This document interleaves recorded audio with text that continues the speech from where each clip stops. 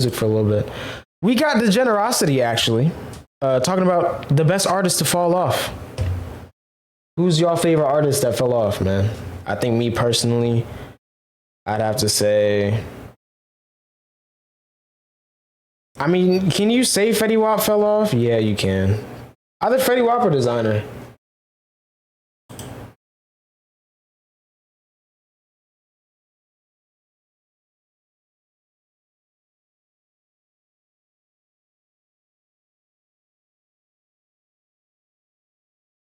Longevity, a long duration of individual life.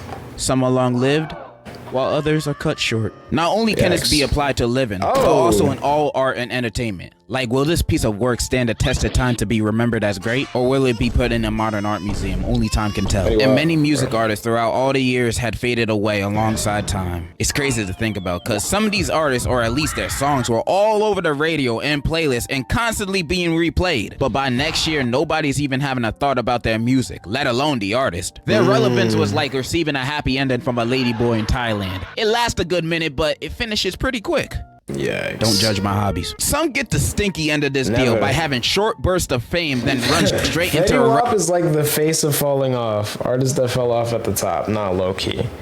Low key, bro. Well, no. The modern face of it, yeah. I think the real face of falling off, though, is MC Hammer. Because not only did he fall off, but he went broke, too. So it's just even worse. You know, at least Fetty Wap didn't go, well, he didn't go broke because he was selling drugs. Free him, by the way, I guess. And free him in 6 years? I don't know. But, yeah. Relevance for the rest of their, well, lives. And the rest are lucky enough to be one-hit wonders, with their hits being so timeless that we never forget them. Like, who can forget 1,000 Miles by what's her name? I swear, every time that song Christina something comes on in a crowded place, every bad thing that's going on in the world at that moment comes to a halt, and all of us sing along in perfect sync. This song legit brings world peace. She doesn't need another hit. And Silento with Watch Me Win. Oh my God, Silento, he's a menace to society, bro. Watch Me Nene. I mean, none of us are playing that song now. And he was a menace to Twitter. But when it was out, it was big. Like, all the kids were dancing that song, playing it everywhere. You couldn't escape it. And to show how much of a phenomenon this song was, it was played at the biggest award show in the world. Well, Lil Nas gonna drop again? Honestly, he's kind of due to drop any day now, if we're being honest. He's due to drop any day now, and based on a lot of other people's drop schedules, I would say he's probably not gonna start rollout till like August, September. Just because potentially this month we have Travis Scott and Lil Uzi. Next month, Taylor's dropping her first album again. Olivia Rodrigo's dropping her new album. So there's gonna be like there's gonna be a lot of mainstream talk, and he normally drops like whenever there isn't too much mainstream. You know what I'm saying? Like when everyone isn't dropping. So I don't know, but hopefully something soon, bro. Because what's the last thing we got? The song with YoungBoy, whatever it's called, Late to the Party. That was like the last thing we got from him, I think, right? So, who knows, bro? The Kids' Choice Award. You can't get bigger than that. That's a career peak for anybody. The impact of that song was insane. So you know the fall gotta be equal to that. Because after the song wasn't hot no more, the man fell off so hard, he murdered his cousin. That's tough. There was Young Ma with Ooh. This song. I'm not gonna lie, you can't say Young M.A fell off. She's just very niche. She's a very niche rapper. I think what happened is she got a lot of mainstream success with a couple of songs and some features and stuff. So it seems like she's not niche, but she is very niche, you know? Forever niche artists can't fall off. Shame she didn't have another. But at least some party or club somewhere will. Like Danny Brown. Like Danny Brown can't fall off. When was he on? You know, he's a niche artist. Always be playing it. Well, I don't know. I'm not allowed in clubs, so. Estelle's American Boy. Oh my goodness. Estelle has... Does she have other music? Her saying she's a one-hit wonder, but the song is amazing. Also with a goated verse from the GOAT. The song is genuinely perfect. Well, she ain't really a one-hit wonder if you count the hits she made on Steven Universe. But forget everything I just said. When we think about the best artists to fall off, this dude Chance, bro. Young Mr. does her thing, just nothing. Exactly. Ooh was like a moment. It was like a little mainstream moment. I feel like Ooh is like the equivalent to Lil Yachty dropping Poland after it leaked, you know? Like, ooh, if that was a newer song, it probably would have, like, she would have got hacked, would have leaked, and then she would have just put it out just cause, you know? Maybe that was the situation anyways. Maybe she just put it out just cause, and it blew up. But most of her other music doesn't really sound like that, which is crazy. We think of the ones that had a big breakout song, an album that made people think this person will be here for the long run. They will become a household name. Only what's it called? Baby on Baby. Or yeah, Baby on Baby by the Baby. Right? For them to be in love and hip hop a few years later. Yikes. I'm sadly talking about Fetty Wap. Fetty Wap, artist that comes from Jersey, represent, and probably the most popular rapper to come from here. Like, I was searching New Jersey rappers, and the second result is Fatboy SSE. So we're kind of lacking. Fetty Wap in 2015 literally blew up the entire hip hop industry with his sleeper hit. Honestly, 2014, bro. I feel like a lot of people don't remember that part, bro. Fetty Wap got mainstream success in 2015, but 2014 he was still everywhere, which is crazy. At the time, Trap Queen, which came out a year prior before it even reached the Billboard charts. And when I tell you everybody was singing this song, it was playing on every radio station, you couldn't escape it in a good way. You can't tell me everyone in that one snippet, I hope he talks about the snippet. And their doctors didn't know the opening 6 words of the refrain of the song. I'm like, hey, what's up, hello? And on April 4th, 2015, the song went #1 on the Billboard, beating Pitbull's song. Now, when you beat Mr. Worldwide in the charts, you're destined for greatness. And #1 on Billboard is a crazy feat, don't get me wrong. But this dude still could have been a one-hit wonder. Come on, how many other people went #1 only to be never heard of again? Like, who the hell is the baby? Who? But bro proved everyone wrong, cause 1 month after Trap Queen went #1, he released 679 Drake edition. Now, I have my qualms with Drake, but I like the song. Classic. I like the song. Proving he ain't no Y'all one hit. Saw, Drake card decline on Kick. Embarrassing. My brother in my timeline keep trying to get me on the baby again, and I'm not going for it. Bruh, I saw a video of him and Doughboy freestyling, because I follow Doughboy.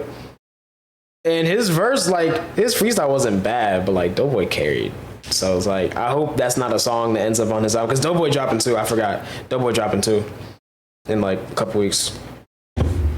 It's tough, man. I'm not gonna lie. It's tough.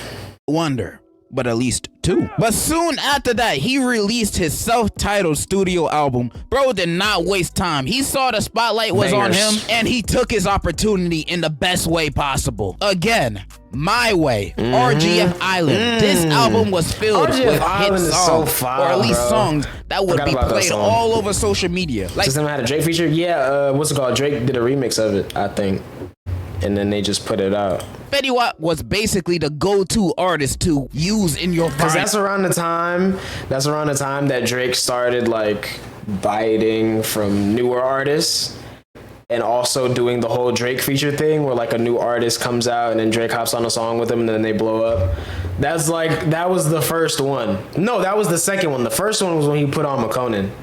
No, the first one was when he put on The Weeknd, let's be honest. But, you know, first real one was McConan, and then I guess Fetty Wap was like second. And back then. And this dude's music was being played all the time on repeat. He was also making the songs he was featured in hit.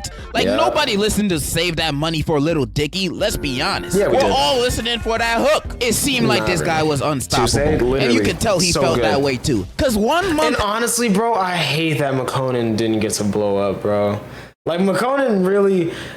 Bro, they played him, bro. They played him. Great artist. Great artist. He just, you know, it happens sometimes. After he released his studio album, he released another album. The consistency is crazy. And to top it all off, it was a collab album with none other than French Montana. If you don't know who French Montana is that nigga that Diddy cropped out in that one.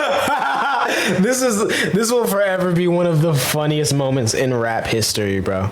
Literally. Photo, and for good reason. This man is not a good rapper. Never in your life have you been in a car or a function and someone says, hey, put on that new French Montana. Well, no, don't lie. In 2013, Pop That was everywhere. But not because of French Montana, because of Drake and Lil Wayne and Rick Ross. But, you know, still, somebody probably did say that once.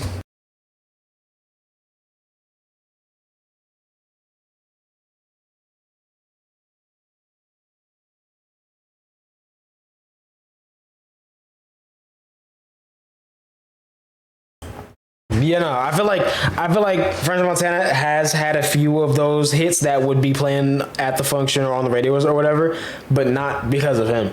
And also, I just remembered he didn't bring up the snippet.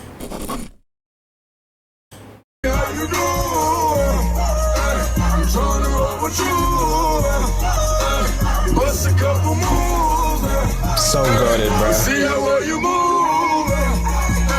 I teach you how to jug with me. I teach you how to jug with me. I teach you how to jug, baby. I teach you how to jug with me. Man, what a time, bro. Never what a heard time. that. And if you have, you need to find new friends. These are the people that are bad influences that your mom and dad were talking about. Go hang out with murderers and drug dealers instead. At least those guys will have a more positive impact on you than a nigga that willingly listens to French Montana. You have free will in this beautiful life you have, and you spend it on that, you can't trust them. Anyways, their album was called Coke Zoo, and it's 13 songs, and it's a toucan of ass. Now, Fetty did have a better performance than French on here, obviously, but French had way more songs and verses than him, and overall, the album is just very bland. No song sticks or stands out. It's just a nothing burger, bro. It has no replay value whatsoever. And after this project, his music slowed down on coming out, which is fine. He don't have to be like YoungBoy releasing an album every 3 days. In 2016, the next year, he had a good few charting songs he was featured in, and also his own single, Wake Up, peaking at 50 in the Billboard. I remember the day this premiered with Toothbrush. Oh my God, all of these. I remember all of these playing on MTV. Back when they actually played music videos. Tough. Hot 100. And during this period of time, it felt like the calm before the storm. Fetty was still in people's mouths. He was still performing sold-out shows and still charting. He was still very much popular. But after 2016, he kind of faded away out of the public eye more and more. He has released projects since then, but none of them created any buzz because overall, all of them were pretty... But also, there were no hits. See, Fetty Wap was very much a hit rapper, which is not a bad thing. It's just a bad thing when you want a fan base that would actually stay. And since he wasn't making any more hits, more people stopped talking about him. Plus, his new music sounds identical to the rest of his other music. I mean, you can say the same thing for other artists too, but Fetty's music also sounds dated. Like he was a product of his time and didn't try any new sounds or styles with his music too. See, that's what I hate to see out of rappers, bro. And honestly, I've heard what's the most recent Fetty Wap thing I heard? Probably that song with Rhino, Got Me. So that can't count because that was nice, but wasn't a song. Catch up to his own contemporaries. Other than that 2018 6ix9ine song Kiki, he has kind of disappeared from the popular space of music. And since then, in late 2022, he's pleaded guilty in drug charges and he's looking at 5 to 40 years in prison. That's tough. But also during his fall off, Trap Queen is Diamond. 10 million units sold. So at least he will also have a... Oh yeah, you're right. I forgot. Because I'm not going to lie, I know everyone loved the Fetty Wap version. I like the original more. The original it hit better for me. But I forgot. I forgot about that. Legacy to look back on in hip-hop history. Fetty Wap may have been a victim of falling down the stairs with a mediocre at best discography to look back on. There's another artist that I believe fell off, but on top. yeaaaah. yeaaaah was a solo artist from Australia who started his pro music career in 2001 when he released his self-titled EP. And during these years, he sent his EPs to radio stations, building a name for himself up to the release of his debut album, Like Drawing Blood, in 2006. And this album is actually pretty good. The songs have I've never heard anyone talk about yeaaaah for real. A unique flow and groove to them, and I'm terrible at describing music I like. The music sounds good to my ears. And apparently others thought the same because this album was pretty successful in the indie space. It was critically acclaimed. It was voted best album of 2006 in a listener poll by Triple J, a popular Australian radio station. The track Heart's a Mess was ranked number 8 on the station's Hot 100 of 2000. If he goes into that sound or he get back into it after he does his time and beat the case or whatever, real. Oh yeah, no, he pleaded guilty. He's definitely serving all 6 years for sure. For sure. He didn't even try, bro. He didn't even try. He was like, yeah, I did it. Like, it's crazy. And bro, the fact that he even got 6 years is crazy considering what they caught him with, bro. the stuff they caught him with, and he only got 6 years. He got really lucky, bro. His lawyers are great, man. It also went platinum in Australia. Like, bro wasn't a nobody before his real big hit happened. Or at least not a nobody in Aussie land. It even won iTunes Album of the Year in the UK in 2008. Bro was kind of a big deal, and he would become an even bigger one once he released his second solo album in amazing song. One of the greatest moments, I think, in music just ever. Like, this is most likely a top 50 song of all time, because there's just too many good ones to say 20 randomly like that. So I'll say top 50 all time. 2011, Making Mirrors, so where one of his lead singles, Somebody That I Used to Know, well, blew the fuck up. I love this song so much. Now, I wish I could pick a different song as my favorite, since I've listened to all of his solo music and also to seem more cultured, I guess. Yeah. But this is my favorite song from him. No matter how many times I listen to it. He literally disappeared by choice. He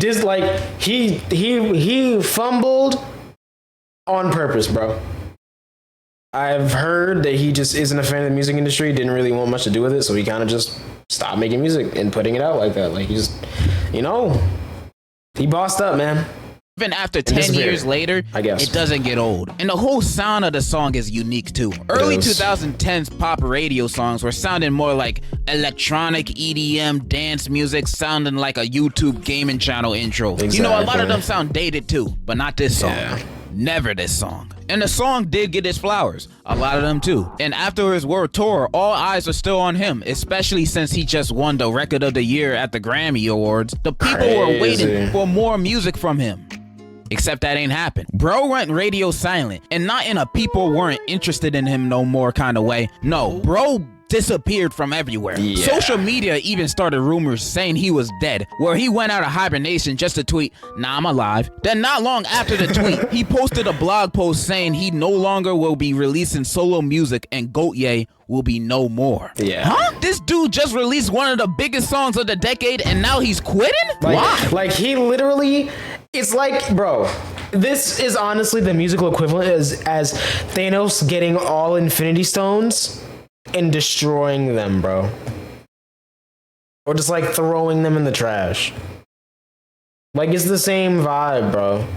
Which is crazy, but I get it. That's like shooting yourself in the foot. What the heck? Well, one, in the post, he said he wanted to only focus working on music with his band, The Basics. By the way, he's in a band. I didn't mention that. And in interviews, he talks as if he doesn't really want the insane fame in the first place, which is fine, I guess, if that's what he wanted. Plus, I bet he can have a steady living for the rest of his life on that one song alone. Oh, God. It's just missed potential. Because that song is honest, is a timeless sound. I don't think that's going to be one of those songs that just is always sounds good, So that, honestly, we need to just pick a month and make that like his All I Want for Christmas Is You kind of thing, and just every year just like make it go number one, Yeah, he was genuinely a great artist who could have stayed for the long run, instead of that one song being mostly his remembered legacy. Like, Bronte is a great song and has a greater music video. More people should see this. He still releases music with his band, The Basics, but I haven't listened to them yet. Plus, I've heard he's mainly the drummer. But yeaaaah is a great musician, so I wouldn't be surprised if I do like his band too. And maybe, hopefully, he could release more solo music in the future. All right, I'm gonna stop glazing this dude and move on to the next man or baby. The baby. Rapper, meme, car. He's mad popular. Also, some of y'all might be thinking, I thought this was the best artist to fall off. Why he here? And yeah, he might not Let's be honest, bro. We was all listening to DaBaby a lot, bro. Like, 2018 to 2020? His run was insane. His run was great. He had a great run. 2017, really. 2017 to 2019, I'll say. That's like his run for real. So many great moments. It's just, it's tough. He nowhere near the best in anything, but I like Kirk and the Basics album or the Gautier song, because it came out 2010, I think, or 2011. 2019, DaBaby was prime. That's what I'm saying, bro. Like, he was one of the best artists out at that time, literally. And you know, And Baby on Baby, you know, I think he is a better discography than Fetty Wap. So now, although this guy's fall from grace is kind of recent, this video is so goated, and mostly because of Courtney. If you know who Courtney is, you know what I'm talking about. it's very evident that this man is 100% not the big star he used to be. Bro in 2019 and 2020 was on top. He released 3 albums that made it to the top of the charts, had hit after hit. Bro's song Rockstar with Roddy Ricch was #1 for That song was everywhere, bro. 7 straight weeks. He was nominated for 6 Grammys, endorsement after endorsement, TV performance after performance, getting away with murder at a Walmart. It seemed like nobody could stop this dude. But then this guy decided to be in a bunch of controversies, assaulting airport kiosk workers, slapping a female fan for trying to take a picture of him, beefing with JoJo Siwa just cause she's taller than him. Bro was just constantly getting in trouble. And the final straw was that 2021 Rolling Loud set where he just started saying the dumbest shit. Ladies, if you like to shove bowling balls and pineapples up your pussy, put your cell phone flashlights in the air right now. And fellas, if you like sucking on balls, leave. I ain't with that gay stuff, man.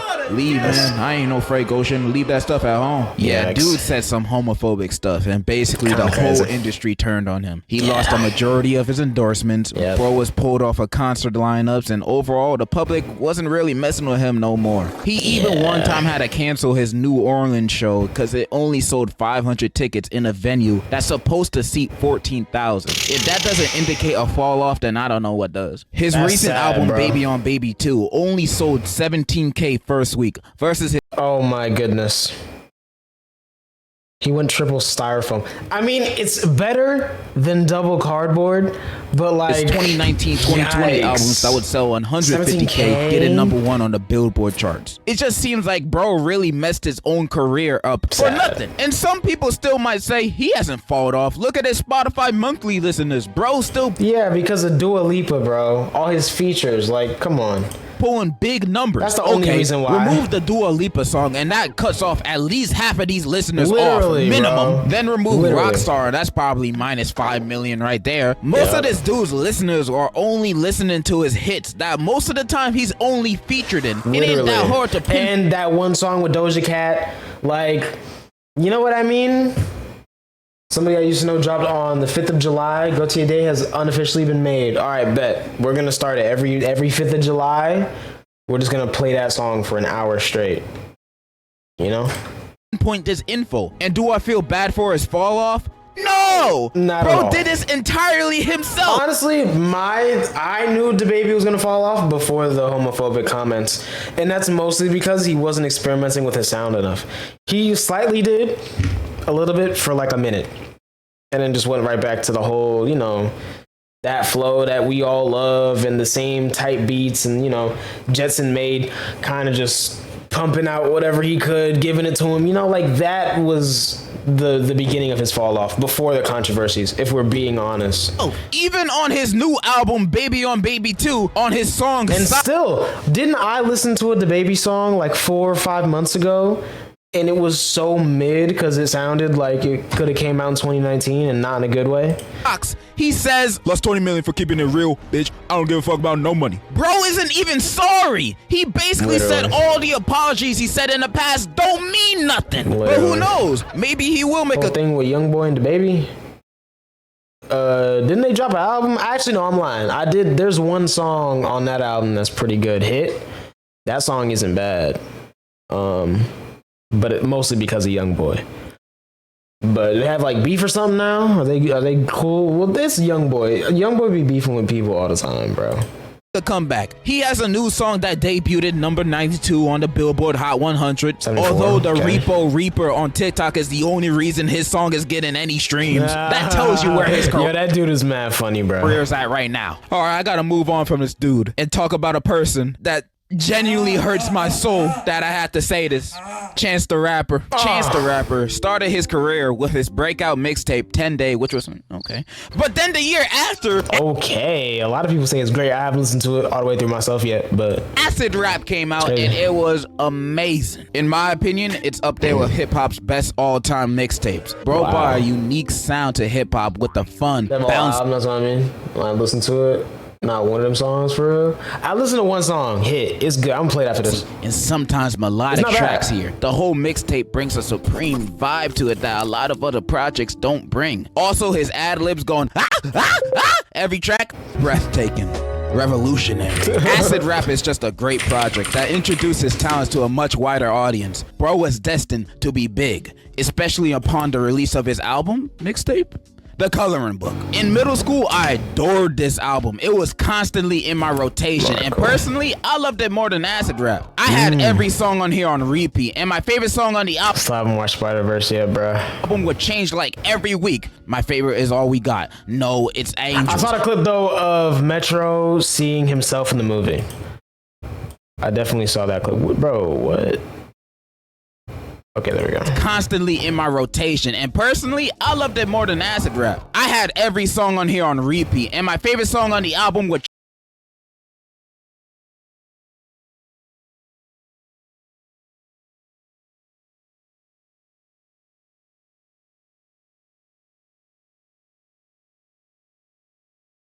personally, I loved it more than Acid Rap. I had every song on here on repeat, and my favorite song on the album would change like every week. My favorite is All We Got. No, it's Angels. No, it's No Problems. No, it's Juke Jam. This album is I'm like... not gonna lie, I think my biggest takeaway from this album is getting put on to Saba, bro. This is the reason why I got into Saba, for real. perfect. I mean, I don't think it's top tier hip hop music or This anything. was such a great movie. Didn't even need the superhero aspect. Really? Real.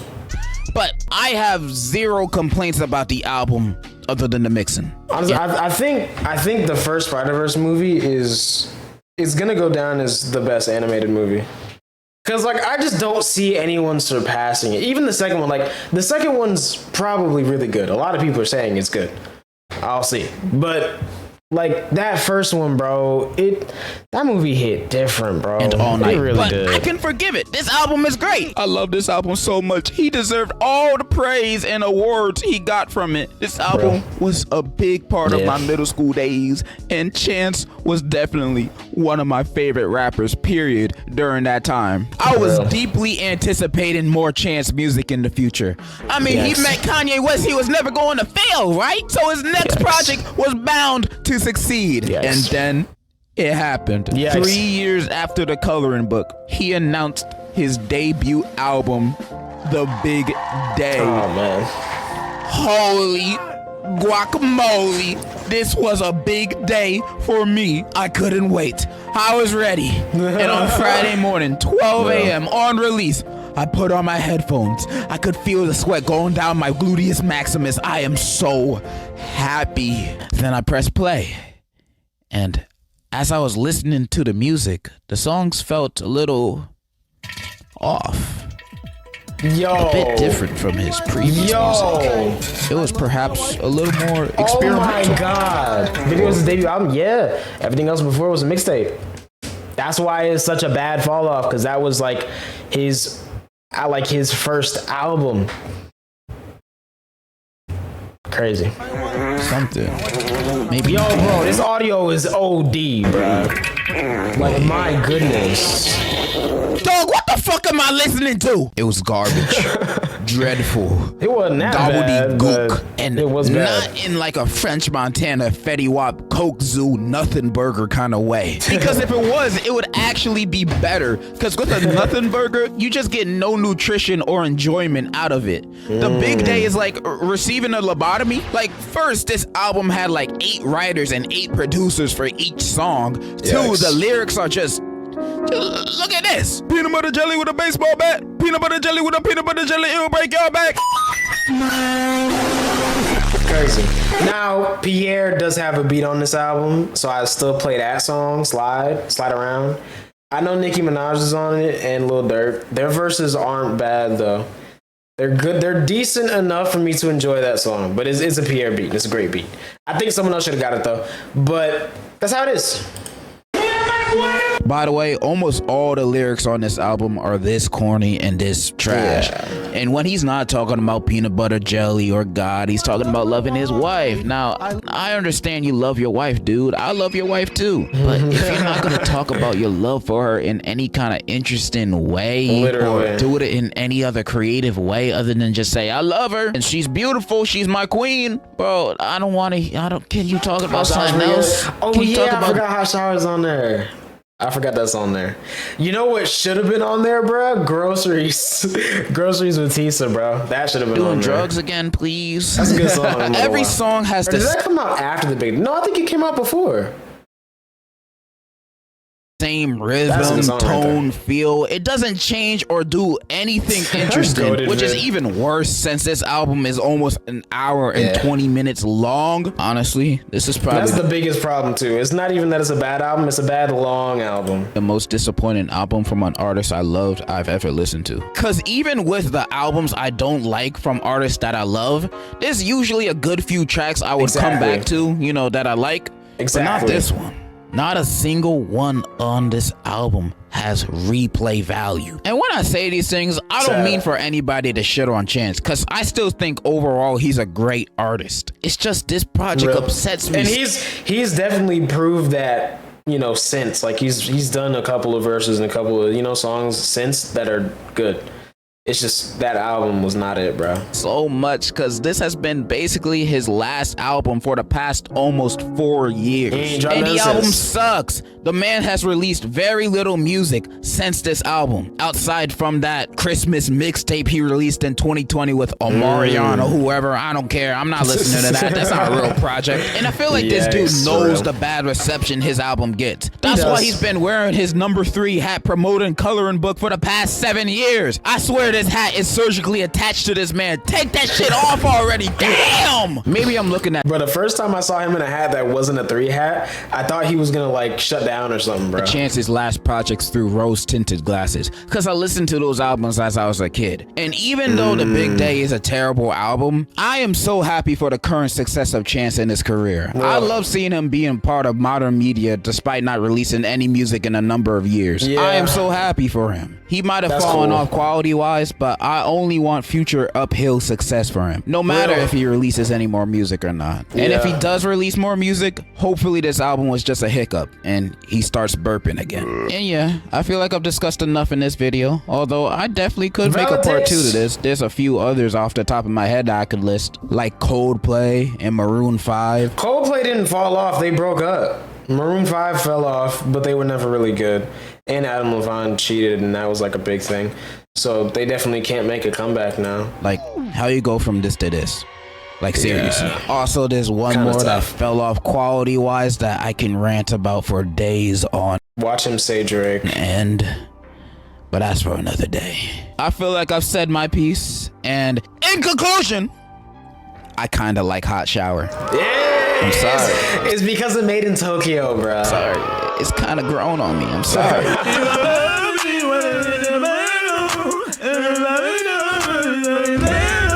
Vanilla Ice will make a comeback? Yeah, alright, bruh. Once he gets over his fear of hotel balconies, maybe. But that's crazy, dude. Anyways, good vid. Good vid.